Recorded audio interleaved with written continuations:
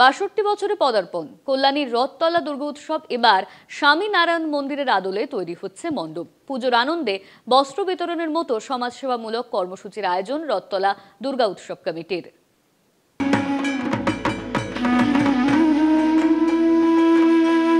বিগত কয়েক বছর ধরে কলকাতার ভিড়ের পাশাপাশি কল্যাণীতেও কিন্তু দুর্গা উৎসব উপলক্ষে বহু মানুষের ঢল নামে।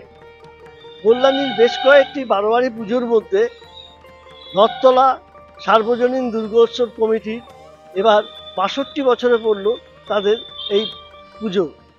তাদের এবারের ভাবনা আমেরিকার স্বামীনারায়ণ মন্দির, এবং এই ইতিমধ্যেই দেখো অনেকটা কাজ কিন্তু হয়ে গেছে। তার উদ্যোক্তাদের আশা যে অন্তত গতবারের যে রেকর্ড তা ছাপিয়ে যাবে, এবার মানুষ আরও বেশি করে আসবে। আমাদের পুজো হচ্ছে স্বামীনারায়ণ টেম্পলের উপরেই হয় প্রত্যেক বছর, এবছরও হচ্ছে। এবং এবছরে স্বামীনারায়ণ টেম্পলটা আমেরিকায় যে নতুন হয়েছে সেই পুজোর অনুসরণেই এই পুজো কেন্দ্র করা হচ্ছে। কত বছরে পড়লো আমাদের ৬২তম পুজো। কি মনে হচ্ছে প্রতি বছর তো মানুষের ঢল নামে, এবারও কি সে রেকর্ড ছাপাবে? মনে হওয়ার ব্যাপার না, পৃথিবীর সব থেকে বড় উৎসব দুর্গা উৎসব, আর সেটা পশ্চিমবাংলায় হয়। পশ্চিমবাংলা কলকাতায় সব থেকে বেশি ভিড় হয়। তারপরেই যদি এখন ভিড়ের ব্যাপার বলুন, লোক আসার হতে সেটা কল্যাণী শহরে পুজোকে কেন্দ্র করে আসছে। শুধুমাত্র তারা কিন্তু পুজোতেই থেমে থাকে না।